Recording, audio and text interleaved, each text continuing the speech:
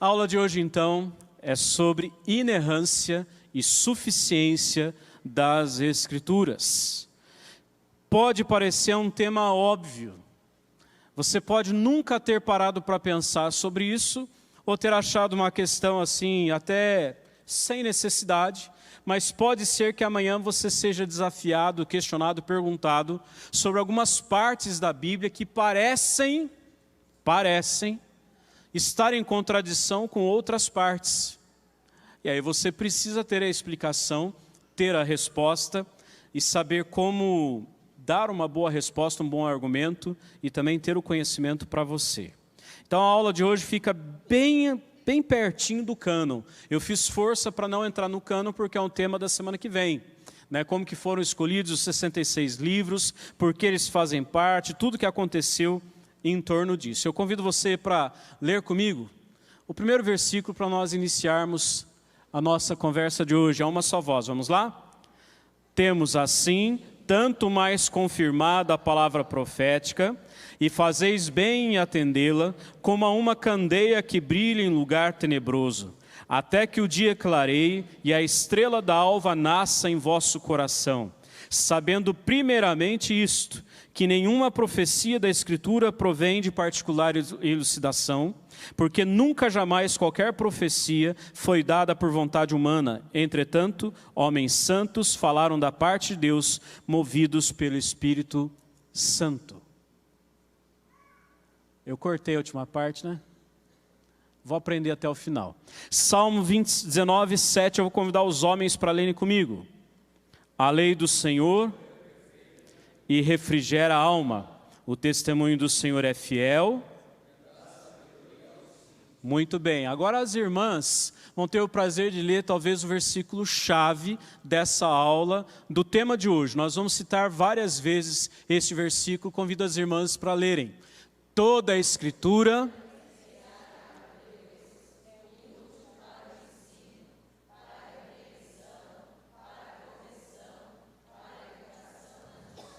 até aí. Toda a Escritura é inspirada por Deus, é isso que o apóstolo Paulo fala, e é nisso que nós cremos. Entretanto, existe quem pensa diferente. Existe uma linha teológica que pensa diferente, e nós estamos aqui exatamente para tirar essa dúvida. Se a Escritura é inspirada por Deus, será possível que exista algum erro na Escritura? Sobre a inerrância é o primeiro ponto. Nós vamos falar sobre inerrância e nós vamos falar também sobre o fato da Bíblia ser suficiente, de não precisar mais nada além da Bíblia. Ela é suficiente. Primeiro ponto sobre a inerrância. Qual é a base fundamental da religião cristã? O tema de hoje já explica. O nosso módulo já é a resposta para essa pergunta. Qual é a base fundamental da religião cristã? Você podia arriscar. Que resposta você daria? A Bíblia? A Bíblia. Essa é uma pergunta essencial para muitos. Para muitos, a base, o fundamento da religião cristã é a tradição. Para outro tanto, é a estrutura eclesiástica. Para outros ainda, o legado histórico que a igreja deixou, essa é a base. Nós não pensamos assim. Para nós, a base fundamental do cristianismo só pode ser a Escritura. Presta atenção, sem a Escritura não haveria cristianismo, nem mesmo cristianismo haveria. Nesse caso, então, a gente ia precisar avaliar a Escritura e ver qual a base segura, se há uma base segura suficiente para o cristianismo ou não. Será que a Bíblia sustenta o cristianismo? E se ela for sustentar e ela tiver erros, como que a gente vai explicar isso? Aonde nós vamos nos sustentar se a gente alicerçar nossa casa num barranco? Se a nossa casa estiver à beira de um precipício, como ela vai se sustentar? Então eu preciso explicar para vocês a origem do termo inerrância. Talvez você conheça bem, talvez você já saiba o que significa, está quase evidente no termo, mas é preciso a gente explicar que esse termo ele não existe há muito tempo. O que aconteceu? Alguns teólogos, eles influenciados pelo iluminismo, eles acabaram embarcando no relativismo e deixaram de crer nos milagres, tanto de Jesus como tudo que a Bíblia conta ou narra, que não tivesse explicação pelas ciências. Se não houvesse explicação pelas ciências, então também não teria sentido estar nas Escrituras, deixava de ter sentido, deixava de ter valor. Por influência do iluminismo, que queria explicar tudo pelo raciocínio, pela racionalidade. Esses teólogos são conhecidos como teólogos liberais. É o liberalismo teológico. Tudo que é milagre, tudo que não é explicado pela ciência ou por alguma ciência, não tem sentido, não tem por que estar na Bíblia, perde a autoridade. É isso o que eles dizem. Então, para eles não sobrou muita coisa na Bíblia. Concorda comigo? Não sobrou muita coisa. Se for tirar todos os fenômenos sobrenaturais, todos os milagres, todas as coisas que não são explicadas cientificamente, não sobrou muita coisa. Para combater esse movimento, perto de 1920, surgiu um outro grupo de teólogos americanos, que então lideraram um movimento bastante radical, e eles ficaram conhecidos como fundamentalistas. E aí eles entraram com esse termo. A partir de então, eles começaram a chamar, essa matéria de inerrância das Escrituras. Esse termo, então, não é velho, é novo. Você não vai encontrar, por exemplo, Calvino, você não vai encontrar Lutero usando essa expressão inerrância. Já vou explicar um pouco mais sobre isso, mas até aqui você pode saber quando teve início esse termo inerrância das Escrituras. Foi colocado pelos fundamentalistas para combater os teólogos liberais. Vamos definir então o que significa inerrância das Escrituras? De uma forma bastante simples. A doutrina da inerrância é a crença de que a Bíblia é verdadeira. A Bíblia é verdadeira com tudo que ela diz, tudo que existe nela, tudo que há nela. A essência da inerrância é a crença de que a Bíblia é a palavra de Deus e de que quando Deus fala, Ele fala a verdade. Assim, a crença na inerrância é a convicção de que tudo que a Bíblia afirma é exato, seguro e confiável. Tudo o que a Bíblia afirma é exato, seguro e confiável.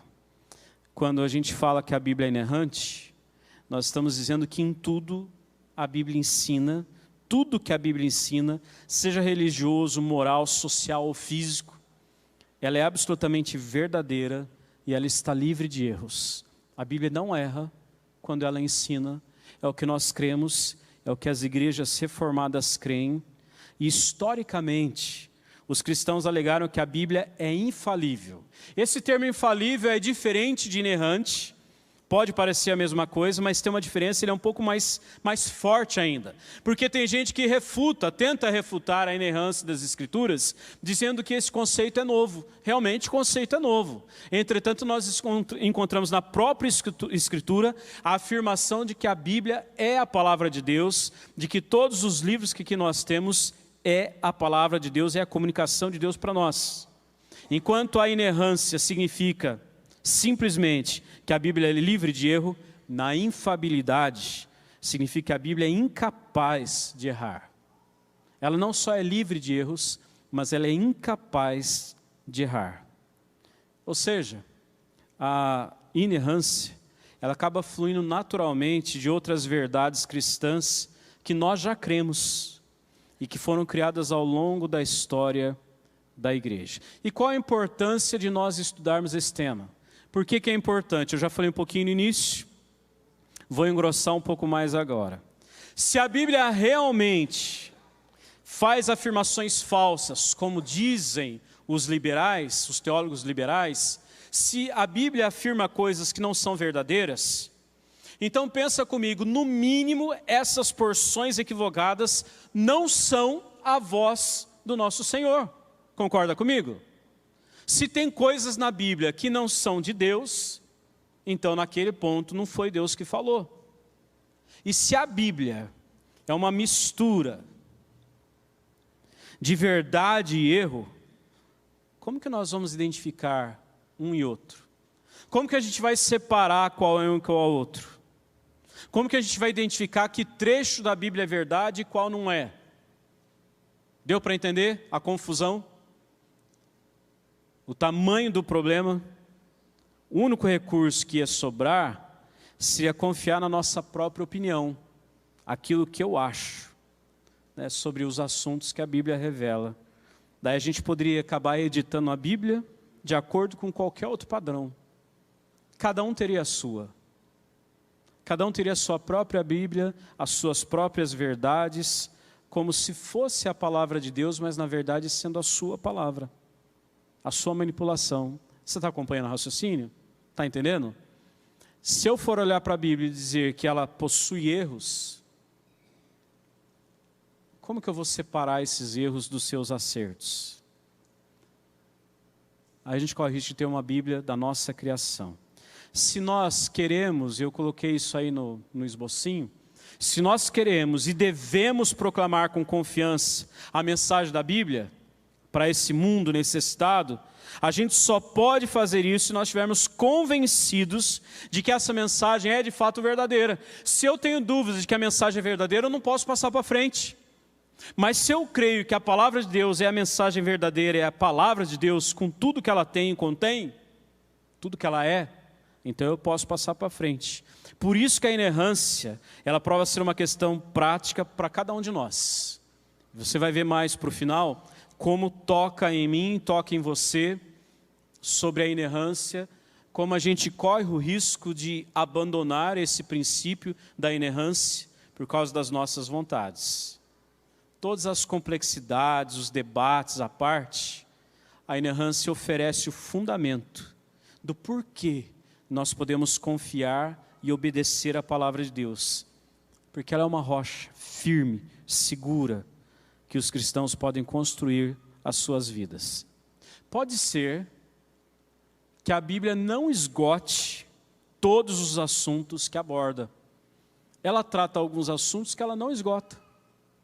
Apenas passa, cita, aparece. Pode ser que ela não esgote tudo, mas tudo que a Bíblia aborda e ensina é verdade. Deu para entender? Tudo que a Bíblia ensina e tudo que ela aborda é verdade. Pode ser que ela não esteja tratando a fundo sobre algumas questões, mas tudo que ela diz é verdade. Alguns versículos para nós lermos, para dar um refresco aí e depois a gente continuar. Vamos ler juntos? A tua justiça é justiça eterna, e a tua lei é a própria verdade. Ainda no Salmo 119, 160. As tuas palavras são em tudo verdade, desde o princípio, e cada um dos teus justos juízos dura para sempre. Testemunho do Salmo 119, falando da verdade, da palavra de Deus como sendo verdade e imutável. Ainda mais um texto. Juntos?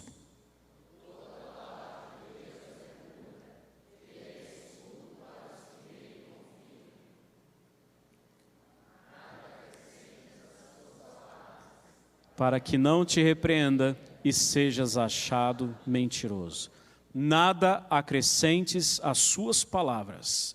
Se é verdade que a Bíblia é a palavra de Deus, nós não podemos retirar nada, mas nós também não podemos acrescentar nada.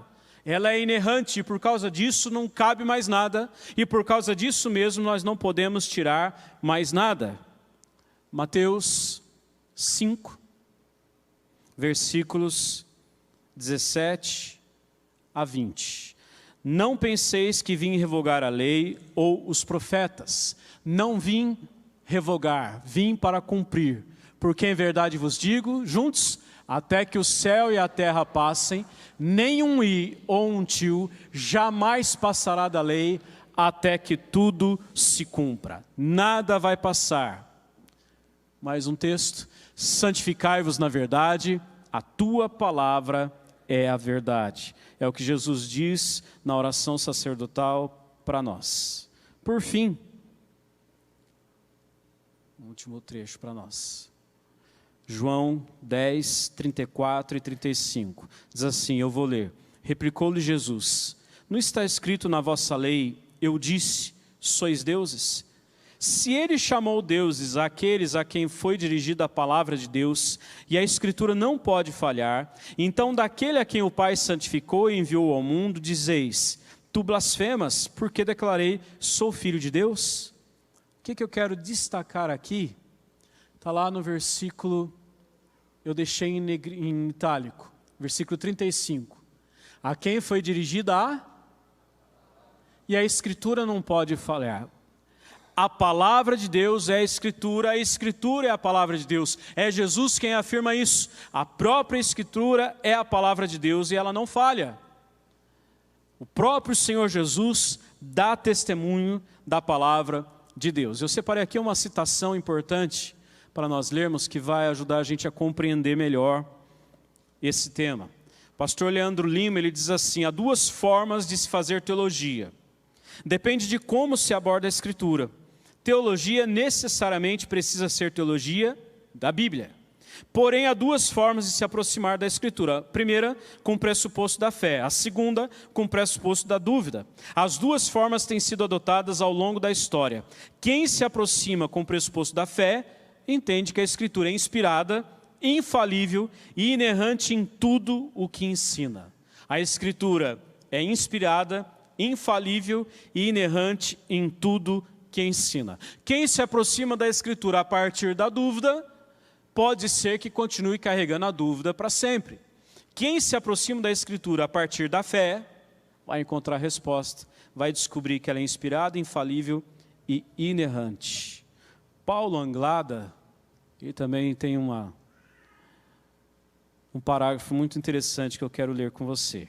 Tudo que o homem precisa crer e o que Deus requer dele, a fim de que venha a ser salvo, viva, sirva e adore a Deus, é revelado na Bíblia ou pode ser logicamente inferido dela.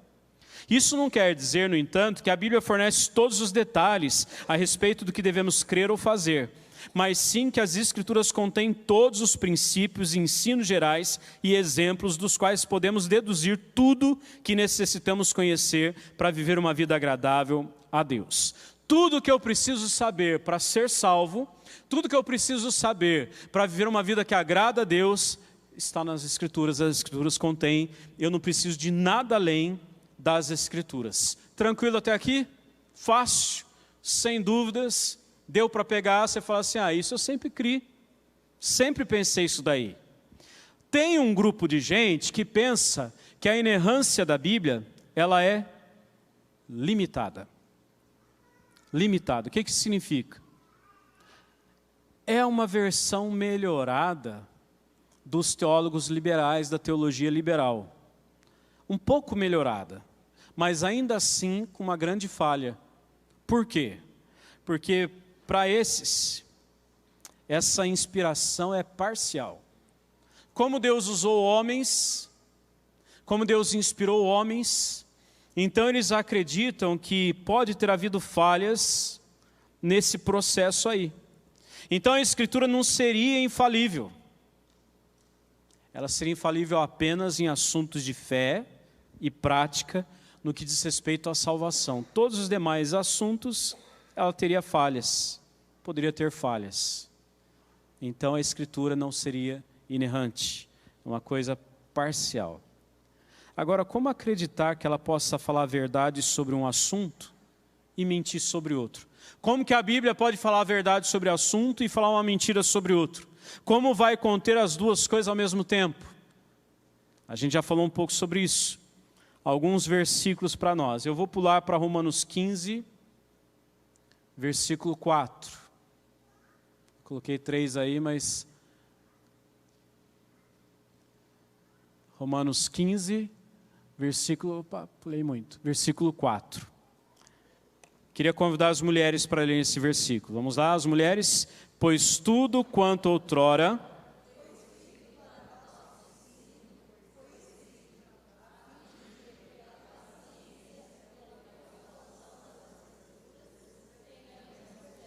Muito bem. Pela paciência e consolação das Escrituras tenhamos esperança. Tudo que foi escrito para o nosso ensino. O apóstolo Paulo está dizendo, reafirmando a autoridade das Escrituras, a inerrância das Escrituras, como elas são verdadeiras, dizendo tudo que foi escrito com um propósito, tem um porquê, não foi escrito à toa, não está registrado aqui à toa. Certa ocasião, ouvi uma pregação do reverendo Jeremias Pereira, e ele dizia o seguinte, né, que ele ficou pensando, por que a Bíblia conta genealogia? Tem aquela história, né, do povo, e fulano gerou Beltrano, que gerou Ciclano, teve filhos e filhas e morreu. Ciclano, aí vai falando sempre o nome dos homens, os filhos mais velhos. Por que isso está lá? Ué, se está, é porque tem um propósito. Eu posso até não saber. Quando você se dispõe a ler a Bíblia toda, ou vai lendo em partes, quando você chega lá em Números, você fala assim, puxa, podia dar uma pulada, né? Acho que não vai fazer falta se eu não ler. Deixa aqui de lado, não leio, não precisa. É só nomes. É só nome e número. Você acha isso? Já pensou? Já teve essa ideia pelo menos, né? Vou ler depois eu volto. Porque deu uma amarrada aqui agora. Parei no capítulo 5 e não vai para frente. Mas fala, deixa números aí de lado, lê o resto da Bíblia, mas depois você volta. Porque toda a Escritura é inspirada por Deus. Tudo tem um propósito, foi escrito para o nosso ensino, é o que Paulo fala. Se não fosse para nos ensinar, não estaria aqui. Você concorda? É nisso que nós cremos, é isso que a igreja cristã reformada acredita. Tudo tem um porquê, tudo tem um propósito, não está aqui à toa. Deus desenhou as Escrituras e nós vamos ver algumas coisas mais para frente. Observações importantes. Olha só, os teólogos liberais, eles levantaram algumas questões, tentaram tirar a inerrância das Escrituras. Tentaram dizer que a Escritura tem erros, sim. Alguns dizem que as Escrituras têm erros grandes, vários erros. E eu não vou levantar aqui quais as afirmações que eles fazem. Eu vou ser um pouco mais prático. Vou oferecer apenas as respostas, daí você infere as perguntas. Combinado? Dá para deduzir as perguntas a partir das respostas. Algumas eu vou falar, mas não preciso dizer todas. Primeira observação importante que nós precisamos fazer. A inspiração da Bíblia não exige que ela use linguagem científica em suas afirmações. Vou explicar isso. A linguagem da Bíblia é uma linguagem do homem comum. As pessoas que registraram, fizeram os registros, que fizeram suas anotações, que escreveram, era gente comum, homens comuns. Então, nesse sentido, quando a Bíblia diz que o sol gira em redor da terra, que o vento sopra, e outras afirmações de fenômenos naturais, ou seja, que podem ser vistos, né, numa perspectiva comum, esse registro, essa anotação, precisa ser entendido como uma anotação de alguém que está observando, de um observador. Nesse sentido, a Bíblia não pretende ser um compêndio de química, de física, de geografia, e por isso também ela não tem a necessidade de se apegar às linguagens dessas ciências. Quando Elias, né, o registro bíblico anota lá que Elias orou, e diz que quando Elias orou, o que aconteceu com o sol? O sol, quem sabe responde alto. O sol parou. Ô gente, quem que anda? É o sol ou a terra? Josué. Por que eu escrevi Elias? Tem outro exemplo de Elias. Quando Josué orou, o sol parou. É verdade que o sol parou? Não. Cientificamente falando, o sol não parou. Quem parou? A terra. Qual o problema de ter essa descrição? Nenhum. Por que nenhum? Porque é do ponto de vista do observador. Quando você olha o sol nascendo de um lado e se pondo do outro, a gente tem essa observação, mas não foi o sol quem andou. Deu para entender?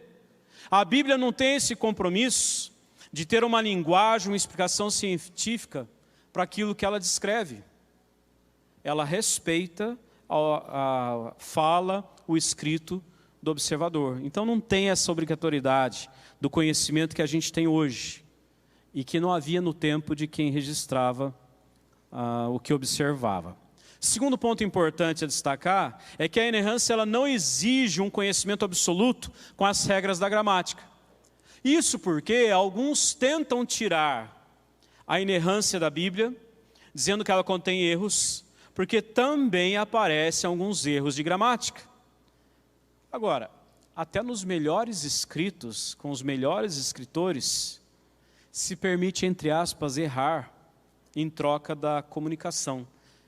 Não preciso nem dar exemplo, está cheio de música por aí que cometem erros gramaticais, letras cometem erros gramaticais, só para poder caber, né? Dizem que é licença poética.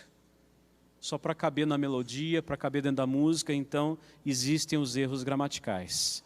O próprio uso de figuras de linguagem, como por exemplo a hipérbole, né, exageros, acaba aparecendo. Isso não compromete a doutrina da inerrância das Escrituras. No controle da inerrância, os gêneros literários da Bíblia, como por exemplo o poético ou apocalíptico, eles precisam ser entendidos a partir dos seus contextos, das suas peculiaridades. Então, quando você vai ler um Salmos, ele tem um contexto, ele tem um jeito, tem uma forma de ser escrita. Quando você vai pegar, por exemplo, os escritos de Pedro, ele tem um jeito no grego de escrever muito diferente do jeito de Paulo. O pastor Leandro falou isso na última semana. Quando você vai para Apocalipse, ele tem um outro jeito, uma outra figura de linguagem, um jeito de expressar o que João está vendo. O fato de a Bíblia não dar explicações científicas completas sobre geografia, geologia, sobre gramática, seja o que for, não implica em erro ou em imprecisão.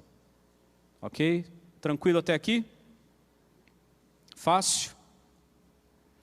O segundo ponto importante que eu queria destacar, terceiro aliás, é que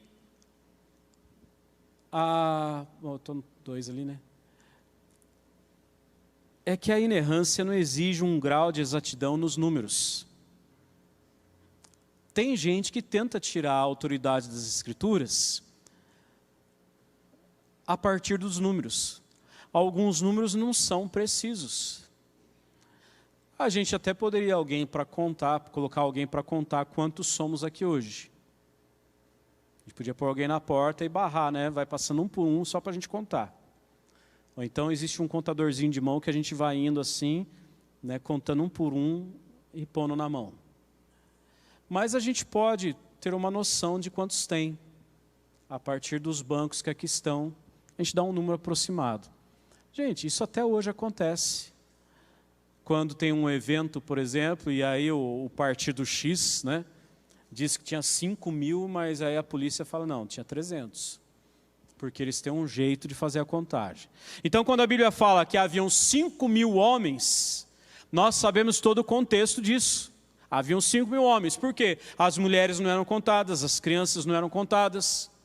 É lógico que esse número é um número aproximado. A Bíblia não tem a obrigação de informar o número exato, 5.132 e meio, porque tinha um bebê lá também. Não tem essa obrigação. Os números não precisam ser precisos, exatos. Tem gente que prefere apontar como um erro o fato do evangelista dizer que havia uma pessoa numa determinada casa, enquanto que o outro evangelista diz que haviam 2 pessoas. Isso pode apenas mostrar a diferença de ênfase de um e de outro. Pode revelar que um estava de um lado da cidade, outro estava do outro. Um estava na entrada, outro estava na saída. A gente conversava hoje pela manhã, né, com a equipe pastoral, e a gente brincou sobre isso, que tem gente que enxerga de um lado, gente que enxerga do outro. Sobre a sua ótica, você vê uma coisa, o outro, outra. E isso não invalida a inerrância das Escrituras. Isso não diminui a sua credibilidade, a sua seriedade. Por quê? Pelo que nós vimos na semana passada. Quando Deus inspira um autor, o evangelista, ele faz questão que se registre da observação de cada um, sem prejuízo. Se era um cego ou 2 cegos, não significa que havia apenas um e no outro lado dois. O que está acontecendo? Tem um erro aqui? Não. Um quis relatar a experiência de um apenas. Não é verdade?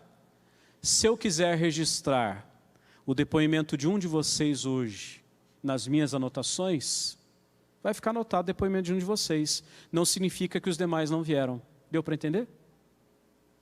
Mas eu quis destacar o depoimento de um. Simples assim, não é complexo. Existem algumas aparentes divergências, e aí os teólogos liberais tentam pegar essas divergências de aparência para justificar o descrédito da Bíblia. Para nós, são apenas aparentes divergências. Todas elas um dia terão resposta. Algumas já tiveram com a arqueologia. A arqueologia já trouxe a resposta, que muita gente tentava dizer que, está errado, a Bíblia registrou errado, esse evangelista não falou uma coisa, esse falou outra. A arqueologia foi descobrindo coisas. Com o passar do tempo, nós vamos descobrir algumas coisas. Deus vai trazer à tona para nós, se Ele quiser trazer ou não. Isso não muda a inerrância das Escrituras. Quarto e último desse tópico, a gente precisa entender que a inerrância se refere apenas aos autógrafos. E aqui é uma coisa extremamente importante. Talvez o ponto mais importante desse trecho da nossa aula. O que são os autógrafos? Você pode ler comigo aí? São os escritos. De novo, são os escritos originais, aqueles que saíram da pena dos escritores. É importante saber isso. A igreja cristã reformada, ela diz que a Bíblia é inerrante, e essa inerrância se refere aos textos originais. Deve ter vindo alguma pergunta na sua mente nessa hora.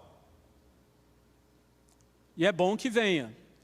E é bom que venha para você poder buscar a resposta, encontrar a resposta. Então tem estudiosos que pensam que se somente os autógrafos, os textos originais, eram inerrantes, e nenhum deles existe mais, então falar em inerrância não tem mais sentido.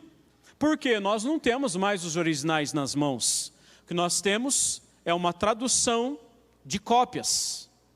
Detalhe, a minha tradução ainda pode ser muito diferente da sua, e diferente do outro, e mais do outro. Como explicar essas diferenças? A nossa resposta é que, de fato, nós não temos mais os originais. Porém, pelo estudo que se chega da comparação entre as cópias, as variantes, haviam os copistas, pode-se concluir que quase 99% de tudo o que as cópias tratam, elas concordam entre si, e não tem nenhum caso sério de doutrina que se vê afetado pelas variantes. Então não tem nenhum comprometimento das doutrinas por causa dessas variantes. É verdade que aqueles que copiavam corriam o risco de errar uma vírgula, uma pontuação, uma letra, mudar o sentido de uma frase. É verdade, existe esse risco sim. Isso não compromete a inerrância das Escrituras. E tem mais um outro detalhe. Nós ainda cremos que o Espírito Santo inspirou os escritos, aqueles que foram escrever e os seus escritos. Ele preservou isso, ele também pode preservar com fidelidade o que foi vindo até nós. Deu para entender? O Espírito Santo iluminou aqueles que escreveram pela primeira vez, mas Ele também cuidou de preservar para que a palavra de Deus chegasse até nós, sem prejuízo. Para que a Bíblia continue sendo a palavra de Deus sem prejuízo. Que ela revele para nós tudo o que nós precisamos para a nossa salvação e para viver uma vida santa no modelo de Jesus. Tudo está aqui. Tudo que nós precisamos saber sobre a criação e sobre a manutenção do universo continua registrado aqui. Então, apesar do esforço de muitos para tentar desaprovar a Bíblia, para tentar apontar erros na Bíblia, para nós é muito tranquilo. Você precisa saber disso. Os originais não existem mais. Existem cópias, inclusive em museus. Não tem problema. Não tem problema. Deus foi fazendo isso andar, caminhar, e na semana que vem, quando a gente for estudar sobre o cânon, nós vamos ver um pouquinho sobre isso, como isso chegou até nós hoje. Segundo ponto grande da nossa aula de hoje é sobre a suficiência das Escrituras. Primeiro é a inerrância, a Bíblia não erra, nós cremos que ela não erra, nós cremos que ela é infalível.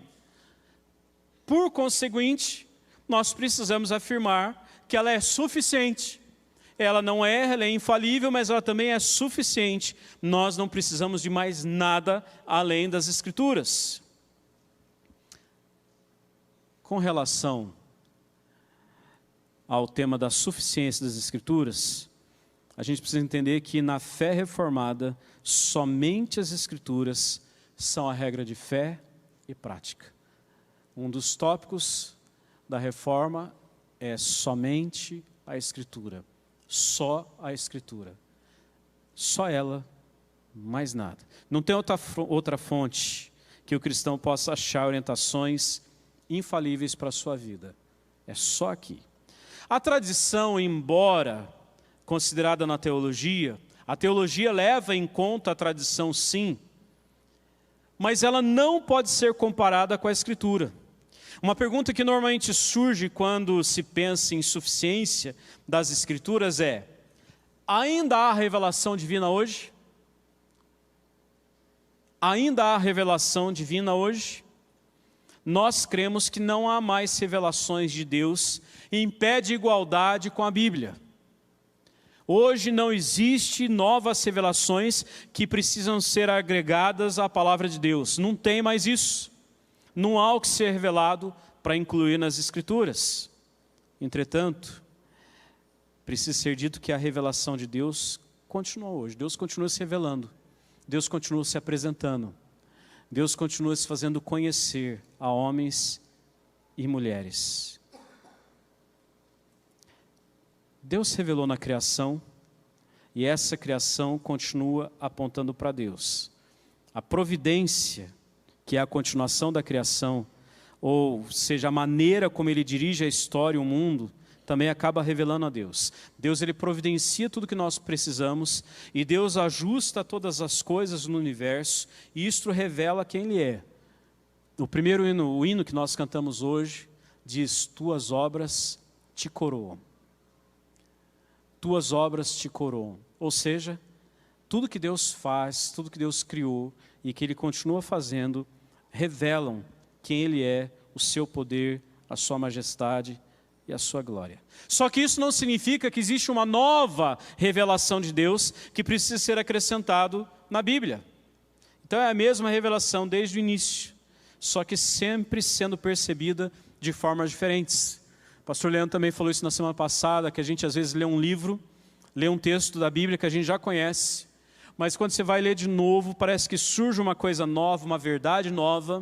O pastor Jonas hoje pela manhã testemunhou, ele foi pregar no seminário ontem pela manhã, e ele disse: depois que vim embora, me veio mais uma outra coisa naquele texto, surgiu uma coisa diferente naquele texto, e é isso que a Bíblia faz com a gente. Essa revelação, ela não é nova. Deus continua se revelando, mas da mesma verdade, da mesma essência da sua palavra. Então veja bem, embora cada parte da Bíblia tenha sido escrita numa época diferente, em épocas diferentes, ela nunca esteve limitada ao tempo. Ela atinge todos os tempos, inclusive os tempos presentes que nós vemos e o tempo futuro. Deus se revelou no passado, mas a mensagem continua importante e significativa para as pessoas de hoje.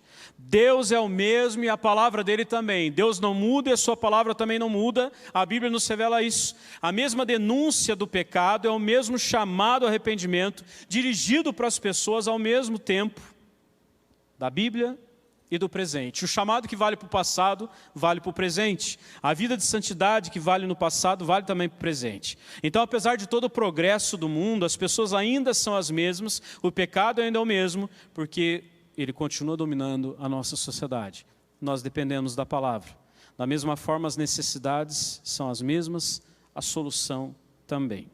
Eu já falei um pouquinho, mas vou falar um pouco mais sobre a tradição. Escrituras e tradição. Você acha que a tradição, ela tem o mesmo valor que as escrituras? Aquilo que a gente sempre fez, aquilo que a gente faz, as nossas práticas, tem o mesmo peso, estão em pé de igualdade com as escrituras? A resposta sua, pronta, e minha também, é que não. Evidentemente, tradição não tem o mesmo peso que as escrituras. A Igreja Católica Apostólica Romana, desde o seu início, desde a fundação, sustenta que existe uma outra fonte de autoridade em pé de igualdade que a Escritura, que é a tradição. Eles entendem que a Igreja originou a Bíblia e não que a Bíblia originou a Igreja. E por isso, colocam as duas em pé de igualdade. Essa é a base para defender muitas doutrinas que foram sendo criadas pelos concílios, ainda que não encontrem base nas Escrituras. A Reforma Protestante disse não à teoria da dupla autoridade. Ou seja, a tradição é importante, ela tem o seu lugar, mas ela não é mais importante do que as Escrituras. A gente pode descobrir que uma tradição não é boa, não é verdade? A gente pode descobrir que uma tradição é falha. A gente pode descobrir que nós estabelecemos uma tradição a partir de um princípio equivocado. E aí, no pensamento reformado, a Escritura tem a primazia. Ela que é o nosso guia, ela quem dá a dica para nós, a direção para a nossa vida. Então, essa questão de outra fonte de autoridade continua sendo um problema nos dias de hoje. Mas não apenas para a Igreja Católica Romana, mas também para muitos evangélicos. Muitos evangélicos vivem à base de tradição. Exemplo: o meu avô era dessa igreja. O meu avô isso, meu avô aquilo. Eu sou da família tal. Preciso terminar o exemplo? Como se isso bastasse. Não sendo seguido a vida que a palavra nos ensina e exige de nós. Filhos de Deus, servos de Cristo, discípulos do nosso Senhor, do pastor amado. Infelizmente está cheio de crente que não se aplica no conhecimento da Escritura e acaba pautando a sua vida no seu achismo, no seu achômetro, nas suas experiências. E para ir para pior, ainda coloca a autoridade no Deus me falou. Deus me falou. E o Deus me falou muitas vezes tem peso maior do que as Escrituras. Por quê? Porque não conhece as Escrituras. Não conhece as Escrituras. Se eu disser para você, Deus me disse que Ele amou o mundo de tal maneira, aí você vai falar, isso aí está em João 3,16. É verdade, Deus me falou. Não te falou? Falou para nós. Talvez alguns não tenham a compreensão disso, mas Deus falou. Tem gente que para justificar a sua tradição, acaba indo para o achismo e vai para o Deus me falou. Pouco se importa com o que a Bíblia realmente diz. Aí vem Paulo e escreve o seguinte, 2 Timóteo 3, 16 e 17 nós já lemos, vamos ler agora os dois versículos juntos, a uma só voz, vamos lá? Toda a Escritura é inspirada por Deus e útil para o ensino, para a repreensão, para a correção, para a educação na justiça, a fim de que o homem de Deus seja perfeito e perfeitamente habilitado para toda boa obra. Então, de acordo com esse texto, tudo que uma pessoa precisa para chegar ao nível espiritual máximo nessa vida, pode ser encontrado nas Escrituras, está nas Escrituras. Por isso, ela é suficiente. Não precisa de mais nada. Pela Escritura, nós temos intimidade com Deus, comunhão com o Espírito Santo e alimento para a nossa alma. É pela palavra. Tudo isso deve levar o crente para uma atitude de reverência com a Bíblia.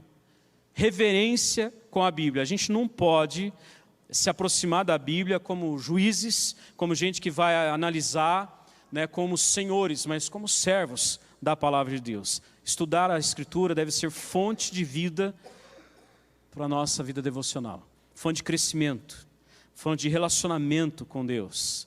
O Deus das Escrituras é o Deus que deseja estreitar o relacionamento para que a gente conheça mais dele, para que a gente o ame mais, para que a gente viva intensamente com Ele. Segundo ponto sobre a suficiência são as experiências. Escrituras mais experiências? Veja que é uma pergunta. Eu vou colocar as experiências no mesmo pé de igualdade que as Escrituras? As minhas experiências, de vez em quando a gente ouve testemunho, a gente até corre o risco de dar um testemunho, puxando mais para as nossas experiências.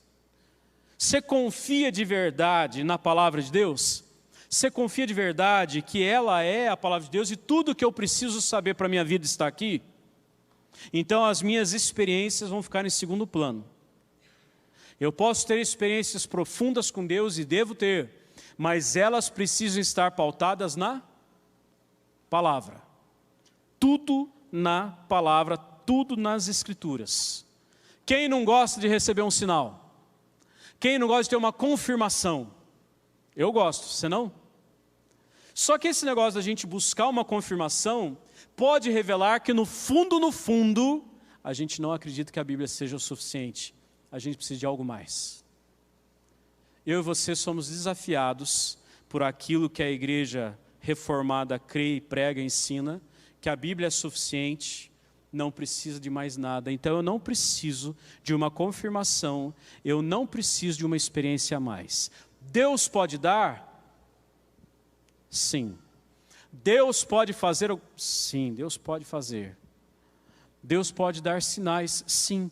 Mas eu não posso pautar a minha vida nisso. Estou sendo claro? Está dando para entender? Eu não posso vincular a minha vida esperando sinais, respostas, algo além do que a palavra já revela. A Bíblia já tem para nós. A regra de fé e prática está aqui. Aquilo que nós devemos viver, como a gente deve seguir, já está aqui. Eu não preciso de nada mais. Mas todo homem, toda mulher tem uma tendência de querer alguma coisa mais. E eu vou terminar com o texto de Lucas 16, 27 a 31. Você podia ler comigo de forma alternada, para a gente ser dinâmico e encerrar? Diz assim: então replicou, Pai, eu te imploro que o mandes à minha casa paterna.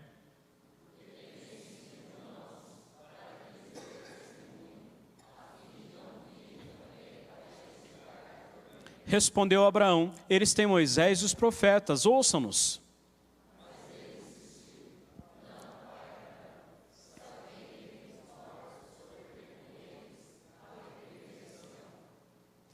Abraão, porém, lhe respondeu, se não ouvem a Moisés e aos profetas, tão pouco se deixarão persuadir, ainda que ressuscite alguém dentre os mortos. Eu separei só um pedaço para não colocar todo o texto, vou explicar o contexto aqui. Jesus está falando com os fariseus, os discípulos estavam em torno dele e os fariseus estavam ouvindo. E Jesus então lança essa parábola, falando sobre servir a dois senhores, sobre riqueza, sobre avareza, e ele lança essa parábola. Jesus está confrontando os fariseus. E aí ele fala nessa linguagem, meio em código, mas não é. Eles entenderam direitinho a lição da parábola da história. Qual o ensino aqui? O que Jesus está ensinando nessa parábola? E ele usa a figura de Abraão, porque havia um homem rico, muito rico, e havia um homem pobre, muito pobre, Lázaro, chamado Lázaro. O rico nós não sabemos o nome, mas o pobre era o Lázaro. E aí, o Lázaro morre e diz que vai para o seio do seu pai Abraão. Mas o rico morre e vai para o inferno. Lá do inferno ele vê Lázaro e vê Abraão. E aí ele pede para o pai Lázaro. Jesus usa essa linguagem porque eles estavam entendendo que Jesus estava falando deles mesmos. Porque eles diziam levar a lei tão a sério, eram doutores da lei, entretanto não faziam o básico do que havia sido ensinado pelo próprio Senhor. E daí ele fala assim, manda Lázaro trazer água para mim, e fala, não tem jeito, tem uma barreira intransponível, você já teve o seu tempo. E aí o rico fala assim: então, manda Lázaro de volta lá para os meus irmãos. Provavelmente, na cabeça do rico, os irmãos viviam uma vida como a dele e iam ter o mesmo fim que ele. E ele pede: manda ele lá falar com os meus irmãos. E aí o que Jesus fala aqui, usando o nome de Abraão, né? Lhe respondeu: se não ouvem a Moisés e aos profetas, ou seja, as escrituras, a própria lei, tudo que já está nas mãos de vocês, tão pouco se deixarão persuadir, ainda que ressuscite alguém dentre os mortos. Não precisa de mais nada. Tem gente que vive esperando acontecer alguma coisa a mais, porque não quer mergulhar nas escrituras. Gente que quer o produto enlatado, não quer in natura. Deus tem para nós um relacionamento pessoal, e a gente não precisa de nada além do que já está na Escritura. Quem precisa de algo mais, pode ser que mesmo vendo alguém ressuscitado, um morto voltando para falar, não dê créditos, não confie nele. Eu quero terminar, queria que você ouvisse apenas uma palavra de Calvino. Ele diz assim: a Escritura é a escola do Espírito Santo, na qual nem se deixou de colocar coisa alguma necessária e útil de se conhecer, nem tampouco se ensina mais do que é preciso saber. A Escritura é na medida. Vamos orar? Que Deus nos abençoe, que nós saiamos daqui com esse desejo de conhecer mais das Escrituras, sabendo que ela é inerrante, mas que ela também é suficiente. Nós não precisamos de nada além do que as Escrituras já nos revelam. Pai, muito obrigado por esse tempo, por cada vida que aqui está, Senhor, pelas famílias representadas. Clamamos em nome de Jesus, que o Teu Espírito que em nós habita, o Teu Espírito, ó Deus, que iluminou os autores, ó Deus, para que a Bíblia chegasse até nós hoje, que essa palavra encontre morada em nós e o Teu Espírito traga entendimento, traga paz aos corações, discernimento, compreensão, ó Pai. Que os nossos dias sejam todos pautados na Sua palavra. Que o guia para a nossa vida, Deus, seja amado por nós. Por favor, Senhor, planta no coração de cada um aqui, nessa noite, um profundo amor pela Sua palavra, um profundo respeito e uma vida de proximidade a ela. Uma vida de intimidade, ó Deus, em nome de Jesus. Que ela sempre seja suficiente. Sabemos que ela é, mas que nós possamos nos satisfazer com a Sua palavra, com as Escrituras registradas, ó Pai. Nada mais precisa acontecer. Obrigado por essa revelação poderosa, santa, transformadora sobre a nossa vida, através da palavra do Senhor. Leva-nos em paz para as nossas casas. Dá um restante de noite abençoada, uma semana guardada pelo Senhor, que possamos nos encontrar no final de semana para continuarmos estudando, meditando na palavra e celebrando o Teu nome. É no nome santo de Cristo que nós oramos. Amém.